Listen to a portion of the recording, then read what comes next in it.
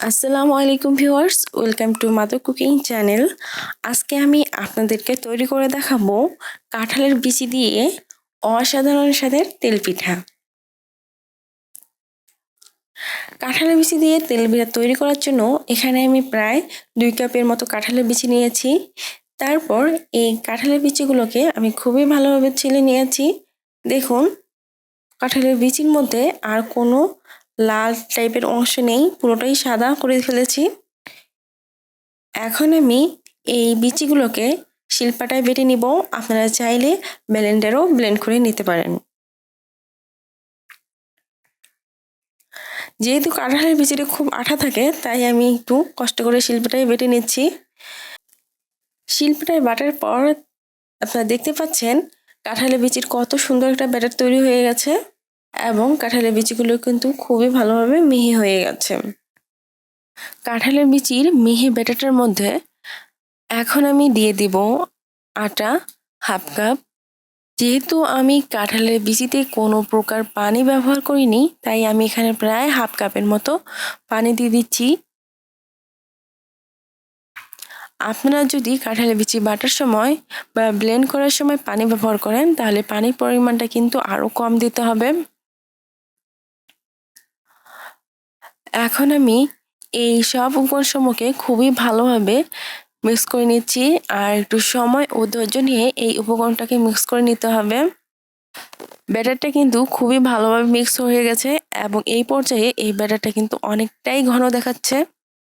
দিয়ে দিব ডিম 1টি, চিনি 1/3 কাপ, লবণ 1 চা চামচ, গরম মশলার গুঁড়া 1 চা চামচ, কালো জিরা 1 চা চামচ। এখন আমি এই সব উপকরণসমূহকে খুবই ভালোভাবে মিক্স করে নিব। আর এখানে আরেকটা কথা হলো যে আমি এখানে চিনি 1/3 কাপ ইউজ করেছি। আপনারা যদি চান এই মিষ্টিটা বাড়িয়ে বা কমিয়ে নিতে পারেন। আমি অনবরত নাড়িয়ে নাড়িয়ে এগুলোকে খুবই ভালোভাবে মিক্স করে নিচ্ছি। আমি প্রায় 5 মিনিটের মতো সময় এইভাবে এই ব্যাটারটাকে তৈরি করে নিয়েছি। আপনারা দেখতে পাচ্ছেন তেল পিঠা তৈরি করার জন্য এর ঘনত্বটা ঠিক কীরকম হয়েছে। এখন আমি চুলার উপর একটি কড়াই বসিয়ে দিব। তারপর চুলাটি অন করে চুলার আঁচ মিডিয়ামে রাখবো। দিয়ে দিচ্ছি সয়াবিন তেল 1.5 কাপ পরিমাণে। যেহেতু আমি এখানে তেল পিঠা ভাজবো, সেহেতু তেলটার পরিমাণ একটু বেশিই নিতে হবে। এতে করে কিন্তু তেল পিঠাটা পারফেক্ট হবে। তেলটা যখন গরম হয়ে আসবে, এক কথায় তেলটা পুরোপুরি গরম হয়ে আসতে হবে। হালকা গরম হলে কিন্তু পিঠাটা খুব একটা ভালো হবে না অথবা ফুলবে না। তাই আমি তেলটাকে পুরোপুরি গরম করে নিচ্ছি। তেলটা পুরোপুরি গরম হয়ে গেলে এখন আমি তেল পিঠার জন্য তৈরি করা ব্যাটারটা একটা বড় চামচে প্রায় 1 চামচের মতো দিয়ে দিব।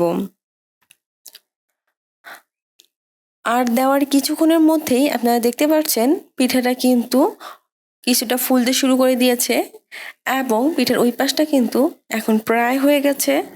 এখন আমি এই পিঠাটিকে উল্টিয়ে দিব।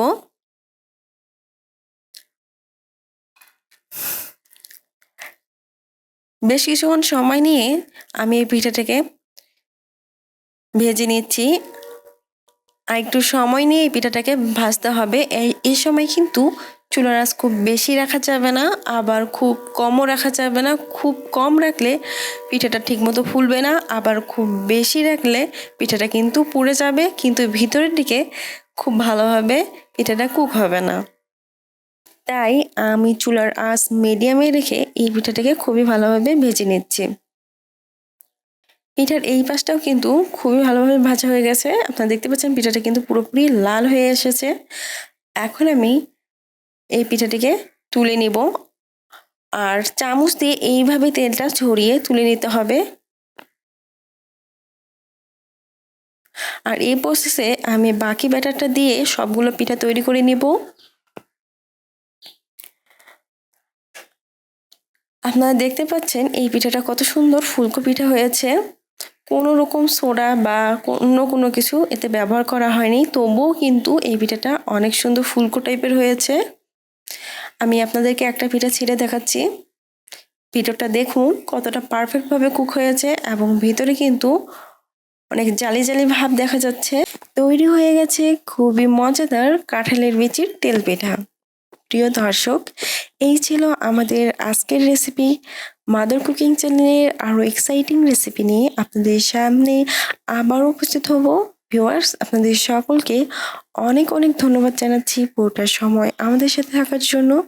আমি উইশ করব আপনারা সবাই ভালো থাকবেন, সুস্থ থাকবেন এবং মাদার কুকিং চ্যানেলের সাথে থাকবেন।